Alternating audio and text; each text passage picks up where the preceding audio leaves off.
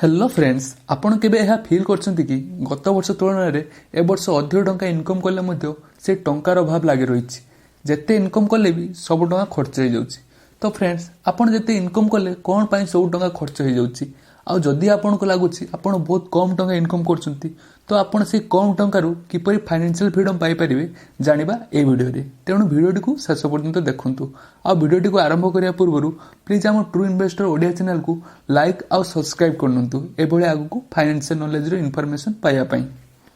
Friends, 2008 मसीह आम जो छोट थिलु सेतले टंका कर 3टा गुपचुप मिलुथिला। माने गोटे गुपचुप रो दाम 33 पैसा। आउ आज से गोटे गुपचुप रो दाम होछु 2 टंका। देखिया पई गले 2008 रु 2022 मध्य रे 14 वर्ष मध्य रे गुपचुप रो दाम प्रति वर्ष 15% कंपाउंडिंग हेई बढ़ी चलची। से बेले 2015 रे गोटे लिटर फॉर्च्यून सनफ्लावर तेल रो दाम थिला 80 टंका। आज सेही तेल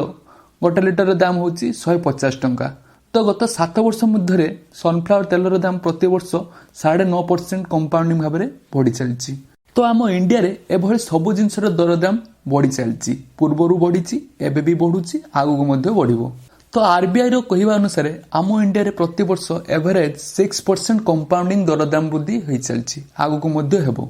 कहया पई गले आज जो 100 टंका रे जहा जिनस किनि पारचंती नेक्स्ट ईयर को सेही जिनस किनिया पई हेले मिनिमम 6% अधिक टंका देवा पई पड़ियो। माने 106 टंका दे आपनको सेही जिनस किनिया पई पड़िबो। तो यहाँ को डिटेल्स रे बुझिया पई आपनकर इनकम रो 4टी केस को नहीं आमे उदाहरण दे बुझिबा। आसंतु फास्ट केस को बुझिबा। मने करो तुमे गत वर्ष रे मासकु 5000 टंका इनकम करथलो। आ 5000 टंका सब जाको मास शेष रे खर्च हो जाउतला, किछि भी बळु नथला। तो ए वर्ष मासकु तुमको मिनिमम 5300 टंका खर्च करिया पई पड़िबो सेही सब जिंस किनिया पई जो जिंस तुमे पूर्व वर्ष 5000 टंका दे किनुथलो। कारण 6% दरदाम वृद्धि सब जिनस रे हो जाइछि। आ जदि तुमर ए वर्ष मिनिमम मासकु 300 टंका अधिक रोजगार करनथो तेबे तुमे पूर्व वर्ष जे बेले चली आस्तुलो ए वर्ष सेही बेले चलिया पई मुश्किल हे जो जदि तुमे एक्स्ट्रा 300 टंका मासकु ए वर्ष इनकम न करथो। आसंतु सेकंड केस को बुझिबा। मन कर तुमे मासर 5000 टंका रु 3000 टंका खर्च करी आ मासकु 2000 टंका सेव कलो फ्यूचर रे गोटे घर करिया पई। तुमे देखलो कि तुमे जे बेले घर तयारी करिया पई चाहूचो तुमको एबे 10 लाख टंका दरकार। तुमे देखलो तुमर एबे 20 वर्ष जदि मासकु 2000 टंका घरे सेव करी रखुचो तेबे तुमर जेबे 60 वर्ष हे जिवो तुमर 10 लाख टंका मध्य घरे सेव हे जाइथिबो। आउ एतिके मध्य तुमर 60 वर्ष हे गला आ 10 लाख टंका मध्य तुमे सेव करि सारथिलो। हेले जो घर सेते बेले 10 लाख टंका रे तयारी होतला जेते तुमर 20 वर्ष हेतिला आज माने तुमर जेते 60 वर्ष हे गला सेही घर तयारी करिया पई तुमको एबे कोटी कोटी टंका दरकार। कारण तुमर जेते 20 वर्ष हेतिला घर तयारी रे जो जिनस किनिया पई तुमको 10 लाख टंका खर्च करिया पई पडुतला तुमको जेते 60 वर्ष हे सारथिबो आ प्रति वर्ष कंपाउंडिंग 6% दरदाम वृद्धि हेतिबो आ प्रति वर्ष कंपाउंडिंग 6% दरदाम वृद्धि हेले सेही सेम घर रे जिनस किनिया पई तुमको गोटे कोटी टंका एबे दरकार पड़िबो। माने एबेरे गोटे कोटी टंका 40 वर्ष पूर्वरु सेटा 10 लाख टंका सहित समान। आज जो जिनस आपण 10 लाख टंका किनि पारिबे 40 वर्ष परे तुमको सेही जिनस किनिया पई हेले तुमको गोटे कोटी टंका दवा पई पड़िबो। तो तमे जेउ 10 लाख टंका घरे सेव करी रखिथिलो तार वैल्यू टाइम अनुसार कमी कमी चलतिबो। आपण जो घर तयारी करिया पई टंका सेव करिथिले से घर आउ एबे तयारी करि पारिबेनी। एबे जानिबा आसंतु केस 3 की। धरा जाऊ तुमे 5000 टंका रु 3000 टंका खर्च करलो आउ 2000 टंका मासकु सेविंग करी वर्ष शेष रे बैंक रे फिक्स डिपोजिट 24,000 टंका रखिलो 40 वर्ष पाई। तुम भाविलो बैंक रो टंका रखले तुम टंका बढ़िबो, बैंक तुम टंका रे मध्ये 6% कंपाउंडिंग इंटरेस्ट मध्ये दबो।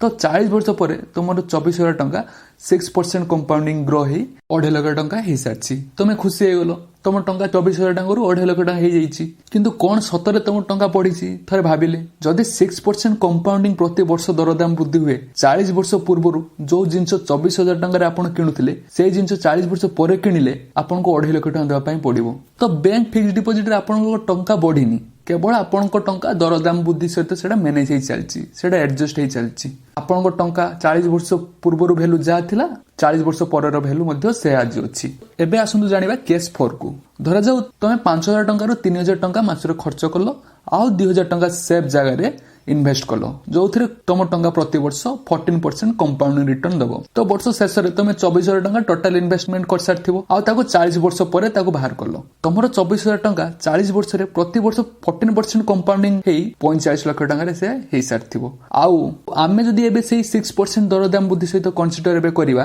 तेज 40 वर्ष पूर्व 24,000 टंका जहाँ जिन सब मिलूला 40 वर्ष पर से सेम जिन किणापी आपन को 2.5 लाख टंका दरकार पड़ो किंतु तुम 24,000 टंका 14% कंपाउंडिंग 40 वर्ष 45 लाख टंका से हो सारी आउ जदि भी से जिन 24,000 टंका 2.5 लाख टंका 40 वर्ष पर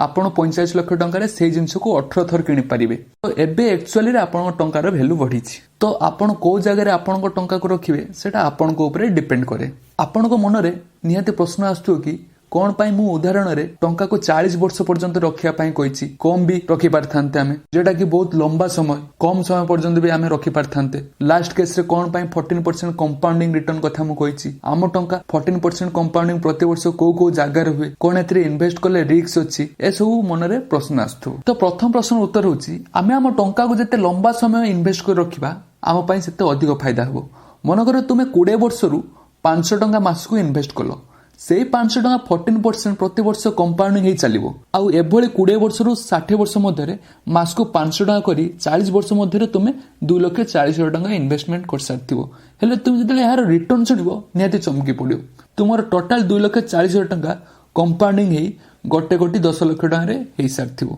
तुम रिटायरमेंट समय को आ जदि से 500 टंका तुम 20 वर्ष बयस इन्वेस्टमेंट न करी 30 वर्ष बयस मास को 500 टंका करी तुम 60 वर्ष पर्यंत इन्वेस्टमेंट करथो आ से भी 14% कंपाउंड रिटर्न देले तुम मात्र 28 लाख टंका पाइबो तुम 30 वर्ष मास को 500 टंका करी 1,80,000 टंका तुम इन्वेस्टमेंट कर सारथिबो किंतु रिटर्न मात्र 28 लाख टंका पाइबो तो खाली 10 वर्ष गैप केते बड़ फरक हे पारे आपण निहाती देख पारथुवे कंपाउंडिंग सब लॉन्ग टर्म रे काम करे तो এই कंपाउंडिंग ऊपर हम परे केबे डिटेल्स वीडियो रे जानिबा तो सेकंड क्वेश्चन कौन थिला मु कोन पाई 14% कंपाउंड रिटर्न कथा कहिछि आमे जानिछु हम देश प्रति वर्ष ग्रो करछि तो गोटे देश ग्रो करिया माने कोन ना देशर इनकम बढ़िबा आउ इनकम बढ़िया माने बिजनेस ग्रो करिबा तो बिजनेस ग्रो हेले देश आगु को मध्य ग्रो करिवो तो प्रति वर्ष हम देशर नुवा नुवा बिजनेस इंडस्ट्री सब तयार होछि जा फल जॉब भी तैयारी होछि आ जॉब तैयारी हेले लोक मानकर इनकम मध्य बढ़ुछि जा फल देशर जीडीपी ग्रो मध्य होछि तेणु आम देशर लास्ट 40 वर्ष मध्य कंपाउंडिंग एवरेज 14 रु 15% माने 14 रु 15% प्रति वर्ष एभली ग्रो करछि आ आम देश एबे गोटे डेवलपिंग कंट्री तेणु डेवलपिंग रु डेवलप्ड कंट्री जेभली अमेरिका लंडन एभली हेबा पई ताकू टाइम लागिवो आ नेक्स्ट सेंचुरी होछि इंडिया रे हनीमून पीरियड कारण एबे आम देशर नुआ नुआ बिजनेस तैयारी करबा लोकन को रोजगार देबारे समस्त लागि जाइछन्ती जा फल रे आम देशर ग्रोथ बहुत स्पीड रे ही हेबो तो आपण कहबे कोन आम देश प्रति वर्ष 14 रु 15% कंपाउंडिंग प्रति वर्ष ग्रो करछि गोटे देश ग्रो करबा देशर बिजनेस ग्रो करिया ऊपर डिपेंड करे आ बिजनेस को वर्ष पूर्व वर्ष अपेक्षा कम ग्रो करिवो तो को वर्ष डबल ग्रो करिवो तेणु जदि आमे 5 रु 10 वर्ष मध्य सब बिजनेस रे एवरेज ग्रोथ को नबा ता 14 रु 15% एवरेज कंपाउंडिंग ग्रोथ आसीबो कोन एथरे इन्वेस्ट करले रिस्क अछि जदि आम देशर ग्रोथ ऊपर आपनकर भरोसा नाही तेबे आपण एथरे इन्वेस्ट न करि पारंती एटा आपनको ऊपर चॉइस आ आपण जदि जेते छोटो इन्वेस्टमेंट स्टार्ट करछंती जेते छोटो अमाउंट रे हेथाउ ना काहे कि आपण लॉन्ग टर्म रे बहुत बड़ रिटर्न्स पाई परिबे आपनको मन रे एहा भी प्रश्न आस्तु कि देश ग्रोथ रे टंका इन्वेस्टमेंट करिया पई कोन किछि नॉलेज रे आवश्यकता अछि कि आ आम देशर ग्रोथ रे इन्वेस्टमेंट करिया पई हेले को जगह रे हमको इन्वेस्टमेंट करिया पई पड़िबो तो आम देशर ग्रोथ रे इन्वेस्टमेंट करिया पई हेले को जगह रे इन्वेस्टमेंट करिया पई पड़े एटा हम परे जानिबा किंतु एतिक जाननतु देशर ग्रोथ रे टंका इन्वेस्टमेंट करिया पई कोनोसी नॉलेज रे आवश्यकता नाही जेबोल फिक्स्ड डिपॉजिट आपण टंका रखुचंती एठार मध्ये सीमित आपण टंका को इन्वेस्टमेंट करि परिबे जेते छोटा अमाउंट होउ थाने काहे कि लॉन्ग टर्म रे आम देश जेमिति ग्रो करिवो आपण टंका मध्ये सीमित ग्रो हेइ चलिवो तो जेते गोटे देशर ग्रोथ बाहर करा जाय